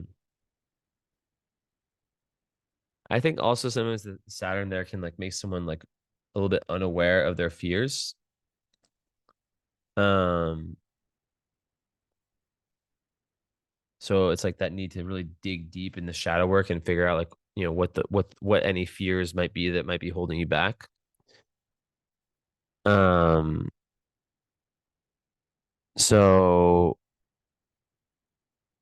yeah, but like I said, like what I like about it is that it, a lot of astrologers and people that like really want to get deep into these types of mysteries of life, like they can have placements like this because yeah, they can have that Saturnian organization to just really like study it and get deep with it, right?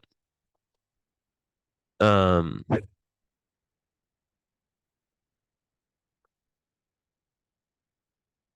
yeah, let's see what else.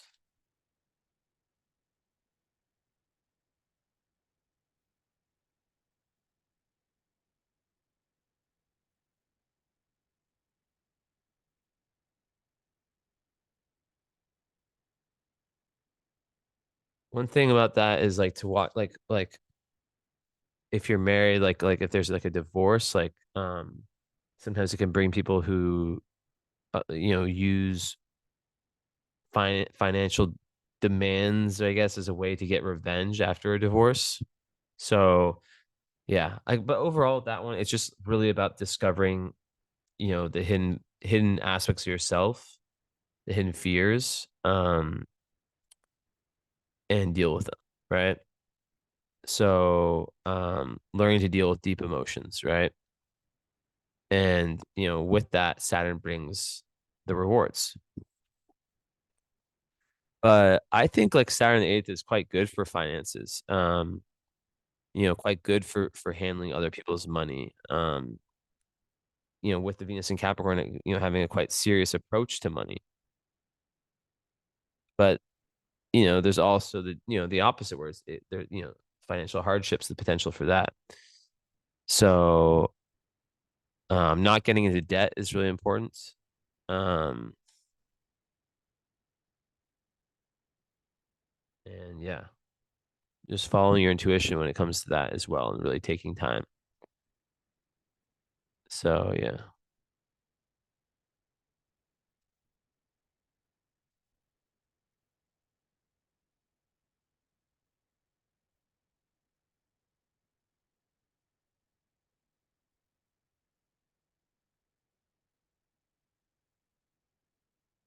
Now also, I think that there's like, yeah, it's another indication of like a deep need for service, right? A deep need to, like, it could even be through clients, right? That you gain so much inner transformation for yourself, right? And kind of really pivoting from the me to the we, right? Um, of course, like I said, that's in the sense of being of service, right? And doing things for the collective. Because sixth house south node can sometimes be someone who, with their work, wasn't necessarily spiritual enough, especially with the square, or there wasn't like a spiritual component to it with a square to Neptune, right? It could definitely indicate like a loss of meaning, like I said, from in past lives.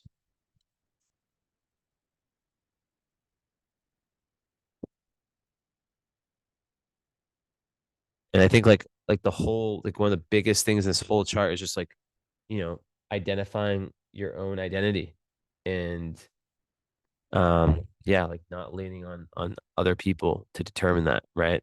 Not being indecisive. And in that, learning to see yourself as a part of the greater whole. Um,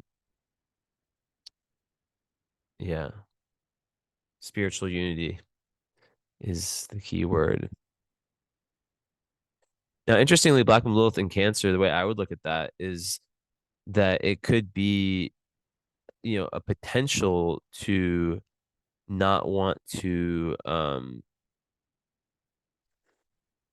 like it can make one with all that Pisces sensitive energy hide a little bit, or like once they've been hurt, like refuse to trust, um, or with respect to their emotions, not really let it out as much, right? Um, because they're so sensitive. It's um, like I've seen it enough where people, they might have one relationship early on, it ends bad, they get hurt, and then it's like the crab that crawls back in the shell and isn't willing to trust again, right? And a lot of times there's a big fear of abandonment with that. Um, so it really is like going back to the South Node in Libra, like forcing yourself to be independent as much as possible because you don't want to be in a situation where you're like over reliant on someone else. Um, and yeah, not doing things for other people where you're expecting something in return.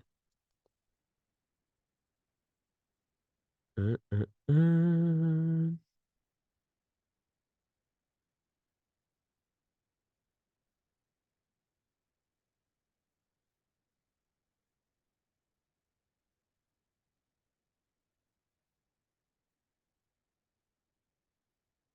Even your Jupiter in Pisces at the last degree of Pisces is just like unbelievable for spirituality and just it's just such a boundless energy. Um, and 11th house, that's another really good one for wealth, right? And a really, really good one for popularity. And just like your whole 11th house, just like your friends and like I said, your groups, organizations, anything like you join is so important to you. Like it's even the point with the moon there where it's like your friends could be your family. Like people that sometimes feel like their friends are their family. Um, hmm.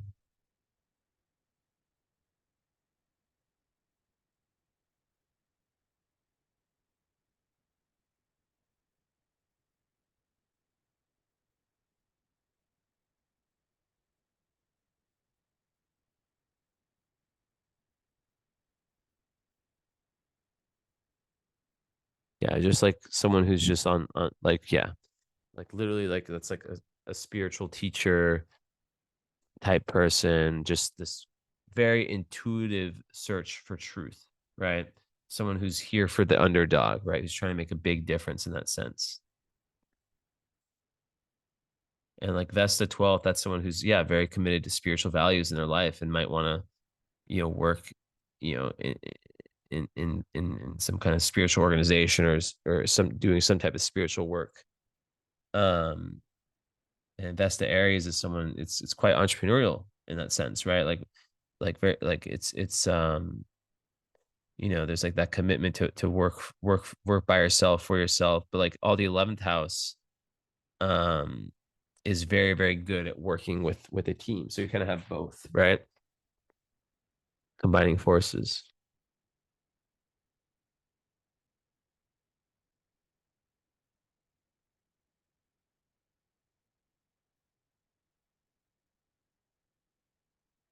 So yeah, I was talking about I mean, there's just so much inspirational, imaginative, artistic energy. It's actually insane.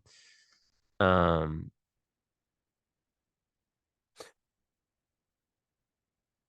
but yeah, like I said, like with Mars opposite Pluto, it's just like the need to get that strong energy under control because there can be with that one, I've seen it attract violence like as an opposition, whether it's like, domestic violence or go back. It's falling out.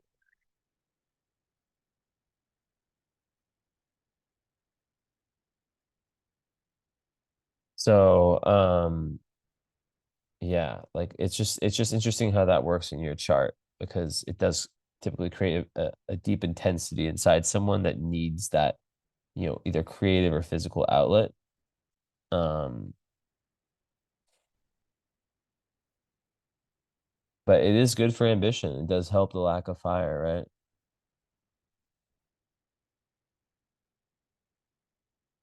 So,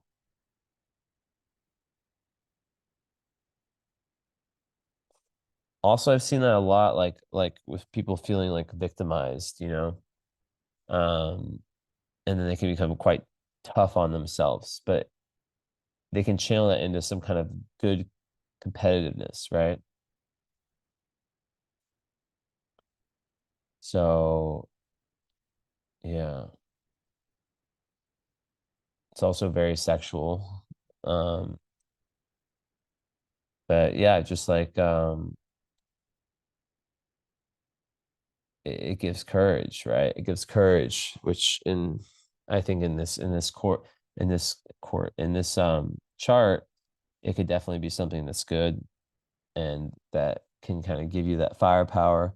But like just once again, the whole thing with anger, because the anger can be very hidden with the Mars, how it is. So um just the more introspective and in touch you are with yourself, the better you are at communicating when you need to, the better.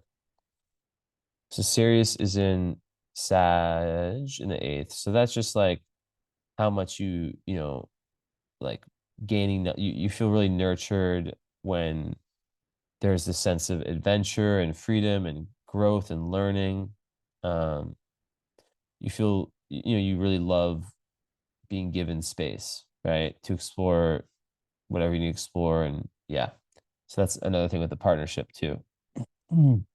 And then, yeah, just like the deep experiences and metaphysical stuff and even like intense emotions, right? That brings nourishment. And the more you dive into metaphysical matters, the better, right? And it's not even about um, like let's just say you're really interested in astrology and you wanted to take classes with me one on one. You know, like that's a huge possibility for this chart, and that would nourish you. And like something like that. Like it could be Reiki or it could be anything, right? Human design, numerology. But the point is that it's like it's it's the journey, not the destination, right?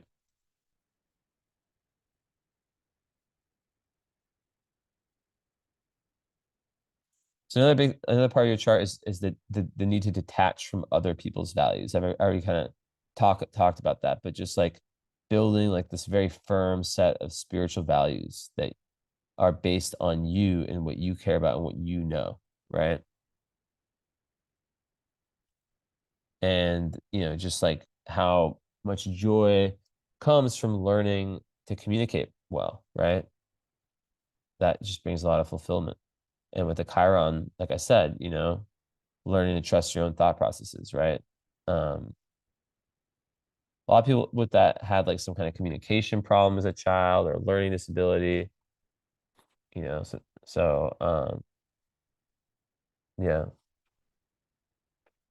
And that's the process of like coming to terms with your level, like your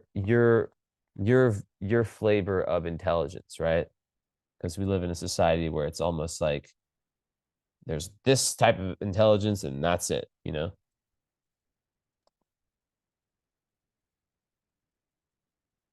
But yeah, Chiron second, it's just that search for self-worth, right? And a lot of times that is aided when you're able to assist others, and then it has that effect on you.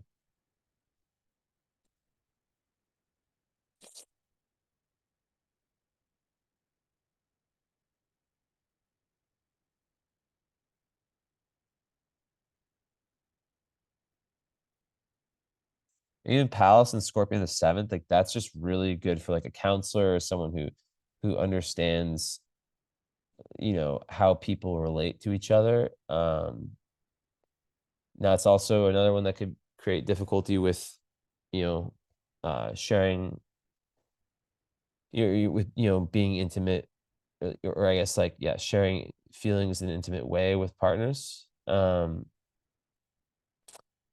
yeah, we've covered that already. And in Scorpio, that just gives this ability to really, with the mind, to really dig to the bottom of things. Um, yeah, like the detective psychologist energy.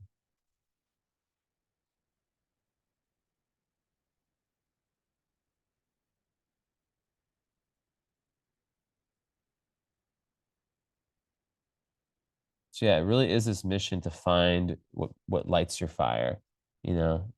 That's really, really what it's about. And then just taking that and running with it.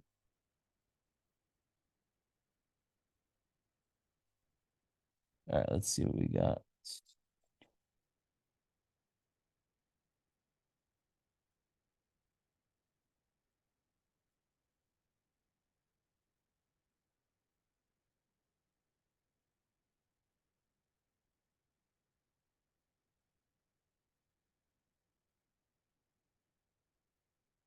It's really interesting.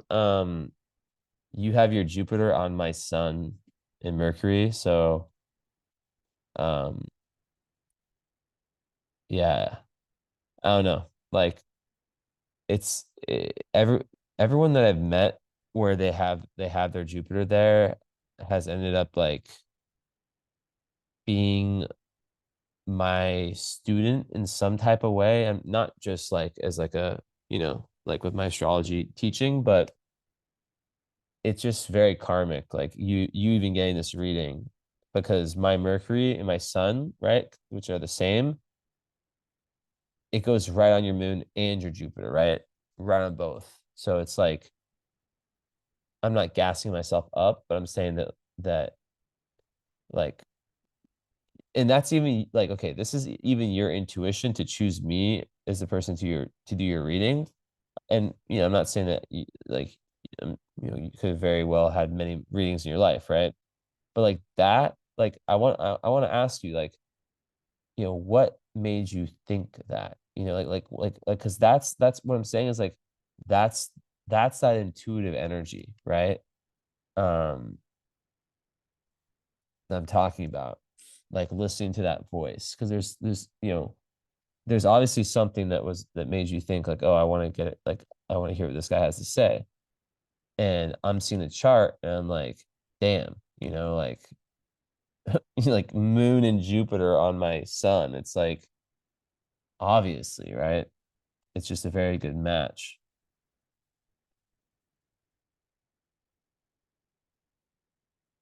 Okay.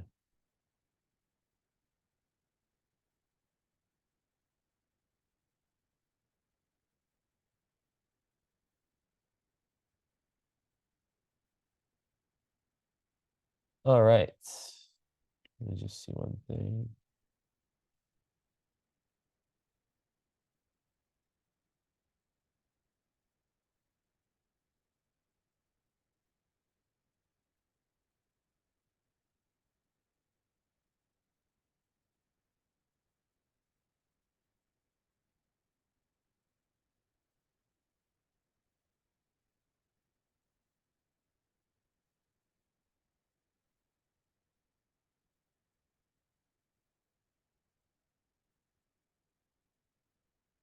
Yeah, so yeah, just really important to not get into any kind of affairs, and that's very obvious, but you know, just making sure that there's a lot of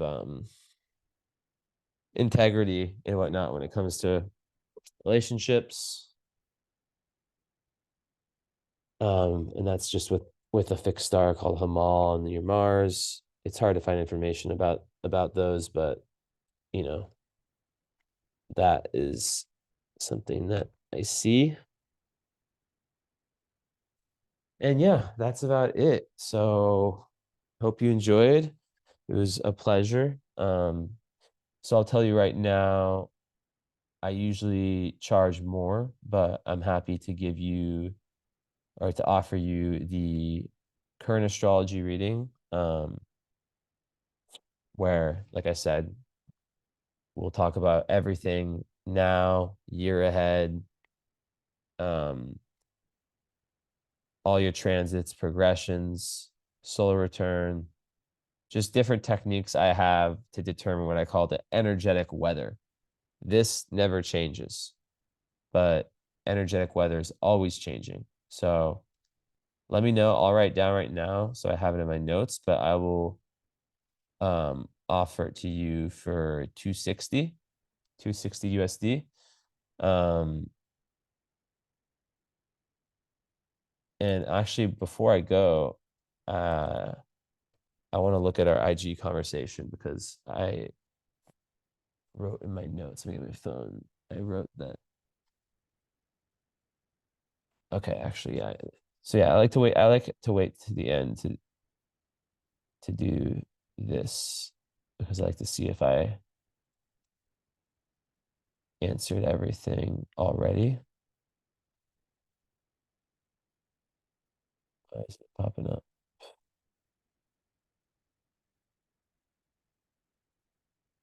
Oh,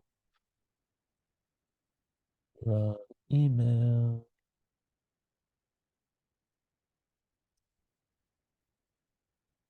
What the heck? Here it is. Yeah, so I'm a bit lost regarding my purpose in life here, intimate relationships. Yeah. So yeah, I mean, like I said, that's like I think like you see, I didn't even read that email until now. And I feel like I covered that so much. You see, it's like that's just how it is. And because of the transit you have now, and I don't know what like there like that's just like one transit I saw. Like I guess I saw the Uranus one too. Um, that is kind of how one would feel. You can even search on Google transit Neptune conjunct moon. Um, and yeah, like with the intimate relationships, right? It is, I think I laid it out. Yeah, I mean, um, yeah, I think it makes sense, right? And let me find you on here. Like with Pisces, it's just it really is that need to feel very safe.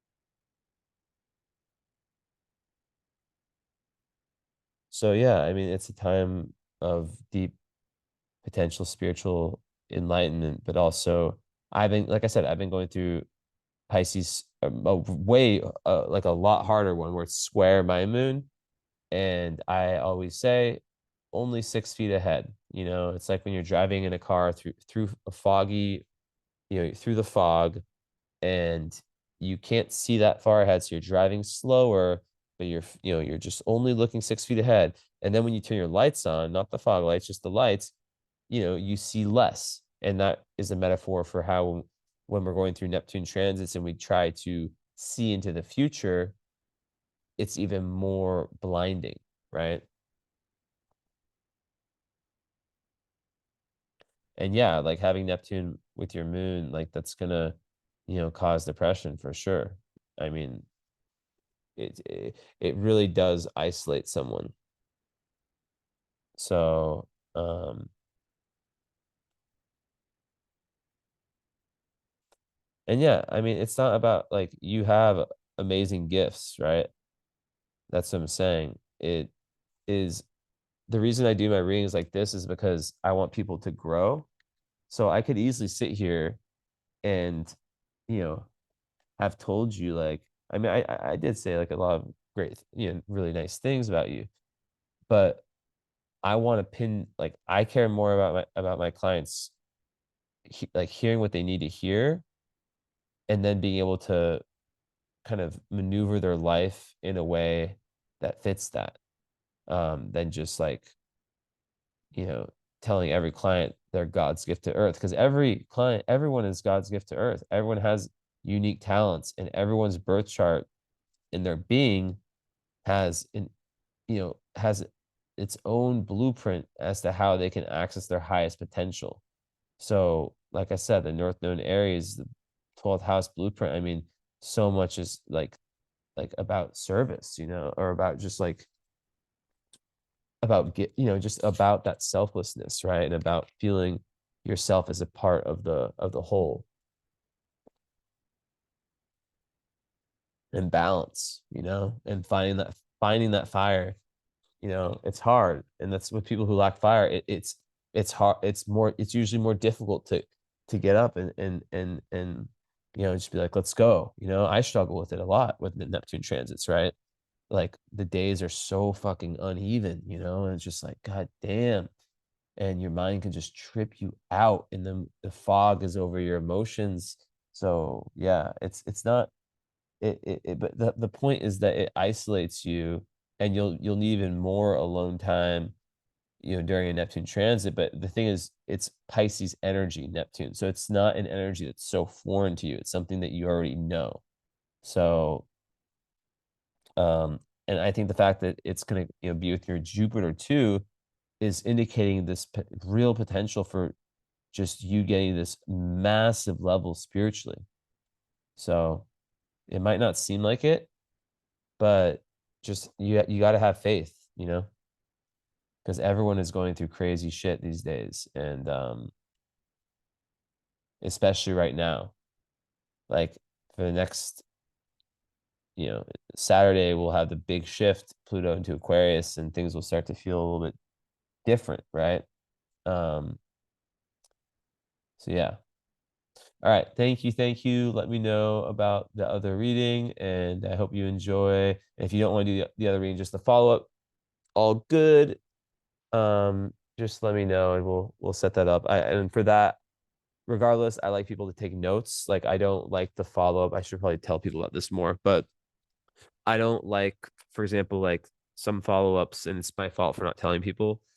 Um, I don't like to like do another reading for the follow up. Like some people, they just like have forgotten about um the reading, and they didn't take notes. They didn't take mental. Most people watch it a few times, right? The first time, usually they just watch it through, and then after that it's like for one who's really really serious about their growth in this process, it's important to really take it seriously, so yeah, I like people to kind of come in with like, some level of like talking points, and I do like to know if there's anything that I was wrong about or anything that was off, because that's how I learn. Um, but it's not about like, yeah, so it's not about like me learning what's right, what's wrong. It's the primary purpose is you comparing your lived experience, right? So your free will, because everything is the chart plus free will. I'm giving you the potentials. So it's about bringing your lived experience with the reading. So yeah, look forward to it, and I'll talk to you later. All right. Ciao, ciao.